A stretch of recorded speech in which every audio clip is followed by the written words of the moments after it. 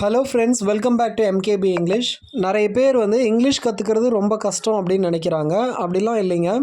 சரியான அப்ரோச்சும் கைடன்ஸும் இருந்தால் யார் வேணாலும் இங்கிலீஷை ஈஸியாக பேசிடலாம். நான் என்னோடய சேனலில் இங்கிலீஷை பேசுகிறதுக்கான ஈஸியான வழி என்னெல்லாம் இருக்கோ அதெல்லாம் நான் கொடுத்துட்ருக்கேன். ஸ்டெப் பை ஸ்டெப்பாக நான் கைட் பண்ணிக்கிட்டு வரேன். பிகினர்ஸ்க்காக 45 டேஸ் ஸ்போக்கன் இங்கிலீஷ் கோர்ஸை ஸ்டார்ட் பண்ணியிருக்கேன். என்னோடய வீடியோஸை டே 1லேருந்து பார்த்துக்கிட்டு வாங்க ஃப்ரெண்ட்ஸ். உங்களுக்கு இங்கிலீஷ் பேசுகிறது ஈஸியாகிடும். சரி, லெட்ஸ் கெட் ஸ்டார்டட்.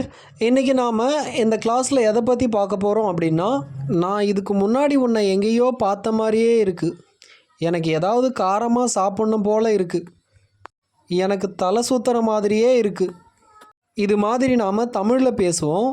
இப்போது இதையே இங்கிலீஷில் சொல்லணும் அப்படின்னா அதை எப்படி சொல்லுவோம், எந்த ஸ்ட்ரக்சரை யூஸ் பண்ணி சொல்லுவோம் அப்படின்னு தான் ஃப்ரெண்ட்ஸ் பார்க்க போகிறோம். இதை நாம் இங்கிலீஷில் எந்த ஸ்ட்ரக்சரை யூஸ் பண்ணி சொல்லுவோம் அப்படின்னா ஐ ஃபீல் லைக்.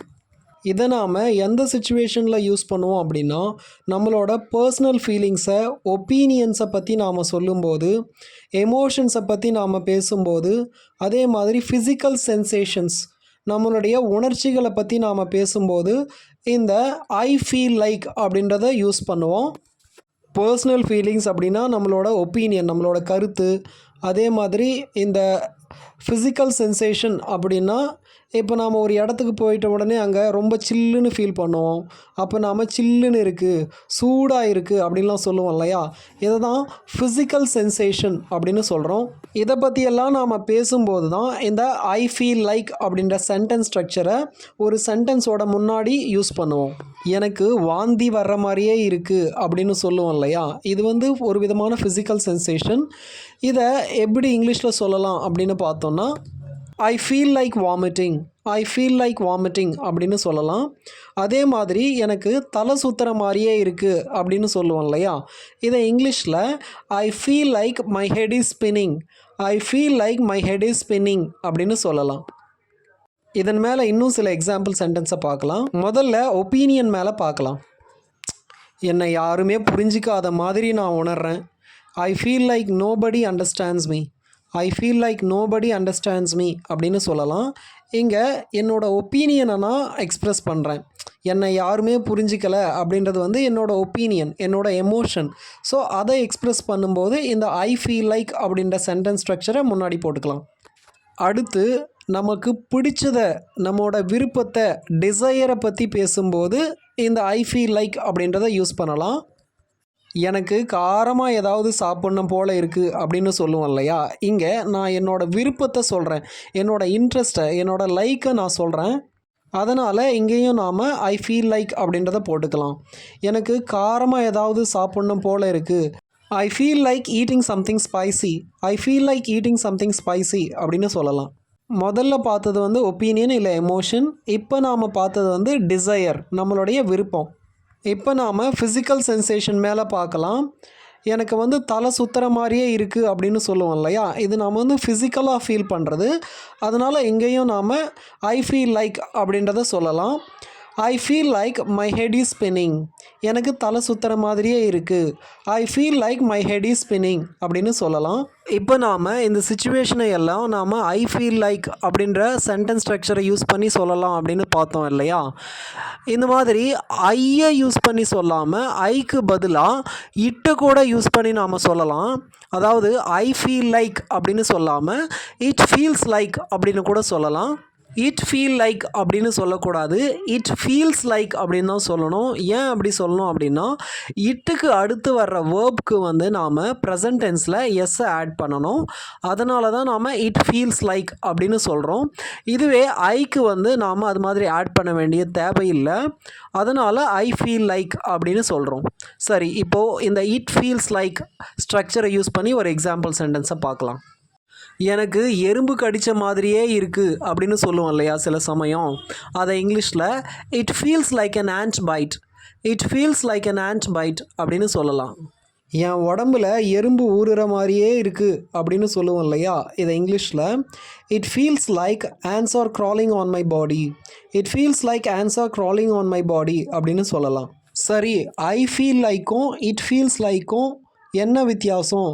ரெண்டுத்தையும் நாம் ஒரே சிச்சுவேஷனில் யூஸ் பண்ணலாமா, இல்லை ஏதாவது டிஃப்ரென்ஸ் இருக்கா அப்படின்னு கேட்டிங்கன்னா, சில சமயத்தில் நாம் ஒரே சிச்சுவேஷனை இந்த ரெண்டு ஸ்ட்ரக்சரையும் யூஸ் பண்ணி சொல்லலாம், பிரச்சனை இல்லை. இப்போ for example, I feel like ants are crawling on my body அப்படின்னும் சொல்லலாம். It feels like ants are crawling on my body அப்படின்னும் சொல்லலாம். ஆனால் சில சமயத்தில் அது மாதிரி சொல்ல முடியாது. எப்படின்னு கேட்டிங்கன்னா, எனக்கு கொஞ்சம் தூரம் நடந்து போகணும் போல் இருக்குது அப்படின்னு சொல்லுவோம் இல்லையா? இதை இங்கிலீஷில் ஐ feel like going for a walk, I feel like going for a walk அப்படின்னு தான் சொல்லணும். It feels like going for a walk அப்படின்னு சொல்ல முடியாது. அப்படி சொன்னால் அது தப்பாயிடும். அதாவது நமக்குள்ள இன்டர்னலாக ஏதாவது ஒரு விஷயம் நடக்குது அப்படின்னா நாம் ஐயை யூஸ் பண்ணிக்கலாம். இதுவே எக்ஸ்டர்னலாக நம்மளை சுற்றி ஏதாவது நடக்குது அப்படின்னா நாம் இட்டை யூஸ் பண்ணிக்கலாம். சரி, இப்போ நாம் இந்த ஐ ஃபீல் லைக் அப்படின்னு சொன்னோம் இல்லையா, இதுக்கு அடுத்து என்ன வரணும் அப்படின்றத பார்க்கலாம். இதுக்கு அடுத்துனா அதாவது நவுன் வரணுமா, வேர்ப் வரணுமா, அட்ஜெக்டிவ் வரணுமா, அதுக்கான ஸ்ட்ரக்சர் என்ன அப்படின்றத பார்க்கலாம். இதுதான் ஃப்ரெண்ட்ஸ், இந்த நாலும் தான் இந்த ஐ ஃபீல் லைக் அடுத்து வர ஸ்ட்ரக்சர்ஸ். இப்போது இந்த ஒவ்வொரு ஸ்ட்ரக்சர் மேலேயும் ஒரு எக்ஸாம்பிள் சென்டென்ஸை பார்க்கலாம், உங்களுக்கு நல்லா புரிஞ்சிடும். அதாவது ஃபீல் லைக், ஐ ஃபீல் லைக் அப்படின்னு வந்ததுன்னா அதுக்கு அடுத்து இந்த V4 வரணும். வேர்ப் ப்ளஸ் ஐஎன்ஜி அப்படின்னாலும் V4 அப்படின்னாலும் ஒன்று தான். V1 V2 V3 V4 அப்படின்னு சொல்லுவோம் இல்லையா? ஸோ அந்த V4 வரும். அதே மாதிரி தான் இந்த ஃபீல் லைக்கு அடுத்து நவுன் வரும், ஃபீல் லைக் அடுத்து ஒரு கிளாஸ் வரும், அட்ஜெக்டிவ் வரும். அந்த அட்ஜெக்டிவ்க்கு முன்னாடி நாம் இட் ஈஸ், இட்ஸ் அப்படின்றதையும் சேர்த்துக்கணும். இந்த ஸ்ட்ரக்சரை தெரிஞ்சுக்கிறதுனால நாம் மிஸ்டேக்ஸை அவாய்ட் பண்ணலாம். எப்படி அவாய்ட் பண்ணலாம் அப்படின்னா, இப்போது ஐ ஃபீல் லைக் அதுக்கடுத்து வேர்ப் ப்ளஸ் ஐஎன்ஜி அதாவது V4 வரும்னு சொன்னோம் இல்லையா? இப்போது ஸ்டூடெண்ட்ஸ் பார்த்தீங்க அப்படின்னா V3யை யூஸ் பண்ணுவாங்க, V2வை யூஸ் பண்ணுவாங்க. அது மாதிரி யூஸ் பண்ணக்கூடாது. அது தப்பு அப்படின்னு தெரியணும்னா நமக்கு இந்த ஸ்ட்ரக்சர் தெரியணும். இந்த ஸ்ட்ரக்சருக்கு உட்பட்டு தான் நாம் ஐ ஃபீல் லைக் சென்டென்ஸ் ஸ்ட்ரக்சரை யூஸ் பண்ண முடியும். I feel like reading a book right now, எனக்கு இப்போ புக்கு படிக்கணும் போல் இருக்குது அப்படின்னு சொல்லுவோம் இல்லையா? இந்த சென்டென்ஸ் ஸ்ட்ரக்சரை நல்லா கவனிங்க. ஐ ஃபீல் லைக் ரீடிங், இங்கே ஃபீல் லைக் அடுத்து ரீடிங் அதாவது V4 வந்திருக்கு. V4 தான் வேர்ப் ப்ளஸ் ஐஎன்ஜி அப்படின்னு நாம் சொல்கிறோம். ஸோ நான் மேலே கொடுத்த ஸ்ட்ரக்சருக்கு ஏற்ற மாதிரி இந்த சென்டென்ஸ் இருக்குது. லைஃப்பில் ஒரு சேஞ்ச் தேவைப்படுறது போல் தோணுது அப்படின்னு சொல்கிறோம் இல்லையா? இதை இங்கிலீஷில் ஐ feel like a change in life is needed, I feel like a change in life is needed அப்படின்னு சொல்லலாம். இங்கே நான் லைக்கு அடுத்து சேஞ்சை யூஸ் பண்ணியிருக்கேன். சேஞ்ச் அப்படின்றது வந்து நவுன். அது நான் எப்படி நவுன் அப்படின்னு சொல்கிறேன்னா, இந்த சேஞ்சுக்கு முன்னாடி ஏ அப்படின்ற ஆர்டிக்கல் வந்திருக்கு. ஏ அப்படின்ற ஆர்டிக்கலுக்கு அடுத்து நவுன் தான் வரும். அதனால் சேஞ்ச் அப்படின்ற வேர்டு வந்து நவுன். சேஞ்சை வந்து வேர்பாகவும் யூஸ் பண்ணலாம், நவுனாகவும் யூஸ் பண்ணலாம். சென்டென்ஸை பொறுத்து அது நவுனாகவும் வேர்பாகவும் மாறிடும். இங்கே ஏக்கு அடுத்து வந்ததுனால அது நவுன். ஸோ சென்டென்ஸ் ஸ்ட்ரக்சர் படி ஃபீல் லைக் அடுத்து நவுன் வரணும் இல்லையா? இங்கே ஃபீல் லைக் அடுத்து நவுன் வந்திருக்கு. இப்போது அடுத்த ஸ்ட்ரக்சர் பார்க்கலாம். அடுத்த ஸ்ட்ரக்சர் வந்து I feel like plus class.